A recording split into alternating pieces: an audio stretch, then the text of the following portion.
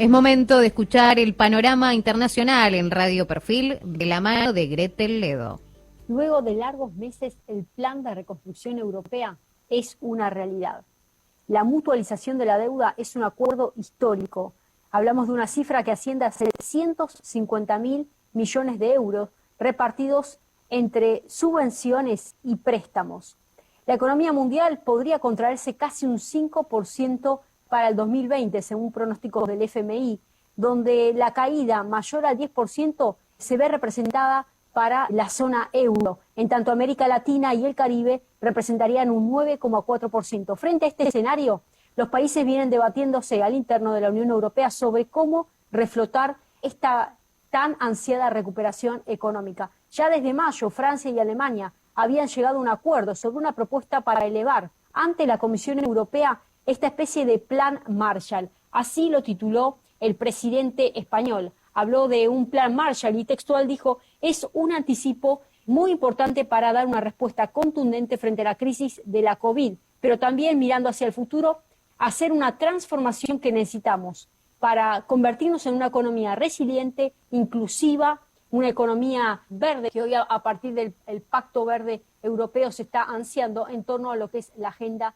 2030. Y claro, hay varias contracaras frente a este acuerdo y cuáles son los precios que van a tener que pagar cada uno de los países, en especial el caso de España, las tan ansiadas y bregadas reformas que los países frugales han exigido. Podemos diferenciar tres grupos: los países frugales, países que son más bien reticentes al esquema de justamente las subvenciones y más bien ligados a la visión del préstamo, con una estrategia más bien austera del uso de los recursos europeos. Encontramos allí a Países Bajos, Austria, Dinamarca, Suecia y sumado también Finlandia. El plan de recuperación es demasiado grande, es demasiado ostentoso, debería basarse simplemente en préstamos en lugar de subvenciones. Sostiene este grupo liderado por Mark Rutte, que es el primer ministro holandés. Por otro lado, el grupo de los sureños, más que nada encabezados por los más beneficiados de este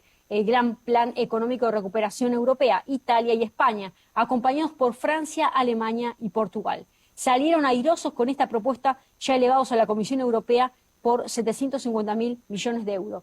Y por otro lado se encuentra el grupo de Visegrado, integrado por Hungría, Polonia, Eslovaquia y la República Checa, liderado por Viktor Orbán, el primer ministro de Hungría. ¿Cuál es el hincapié que sostenía en esta negociación? Que las subvenciones no tendrían que estar condicionadas a la exigencia del respeto del Estado de Derecho. Hablamos de las normas comunitarias y los países más cuestionados, por supuesto, Polonia y Hungría. Finalmente, luego de tantos días de negociaciones, fueron más de prácticamente 5 días intensos, se logró calmar las ansias y tuvieron que, de alguna manera, morigerar esta exigencia que el resto de los países del bloque estaban planteando y pasó por desapercibido. Vale decir que no se convertiría hoy en un óbice al momento de estar determinando o no las subvenciones para aquellos países que no estén respetando estrictamente el Estado de Derecho. Sin embargo, vemos que sí han prevalecido ciertas particularidades exigidas por los países frugales y estamos hablando puntualmente de cuáles son ese programa de resiliencia que se espera. En el caso de España, que se ve beneficiado por un monto interesante de 140.000 millones de euros, prácticamente la mitad obedece a subvenciones, la otra mitad a préstamos. Va a tener que ir acompañado de reformas en sus economías para tener la capacidad de reponerse a circunstancias adversas. Esas reformas son la otra cara. Hablamos de una especie de gracia con cargo. ¿Y por qué hablamos de la otra cara?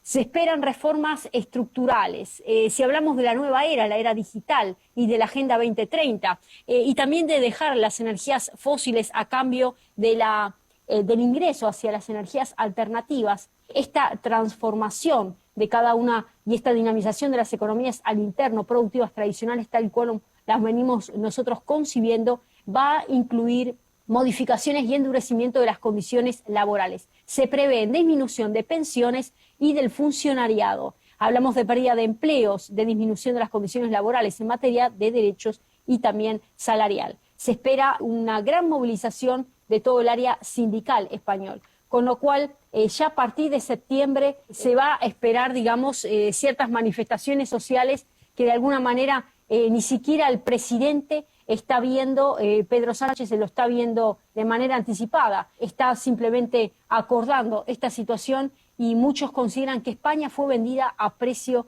de saldo. Estas son las grandes condiciones que están planteando y otra de las grandes precios que pagó el acuerdo fue la desaparición del plan de sanidad, también de lo que está vinculado al desarrollo de áreas rurales, el Fondo para la Transición Justa, hablamos de esta reconversión que van a requerir ciertos sectores para el pasaje a un nuevo tipo de economía, una economía más ligada hacia el cuidado del ambiente, de economía verde, y cuál es el precio que van a tener que pagar los nichos productivos tradicionales. Esa reconversión iba a estar de alguna manera solventada para aquellas comunidades que se veían inmersas en mecanismos tradicionales de producción y más que nada en el caso de España con el tema carbonífero, iba a haber un fondo específico de transición justa. Bueno, ese fondo se vio de alguna manera diezmado a partir de este redireccionamiento de cuentas para lo que es el plan de reconstrucción europeo. Con lo cual hay determinados precios a pagar. Esperemos que este plan realmente pueda levantar la Unión Europea, pero sin embargo al interno de cada una de las economías de los países va a haber que hacer reformas estructurales. Gretel Ledo para Radio Perfil. Radio Perfil 101.9. Todas las voces, todos los temas.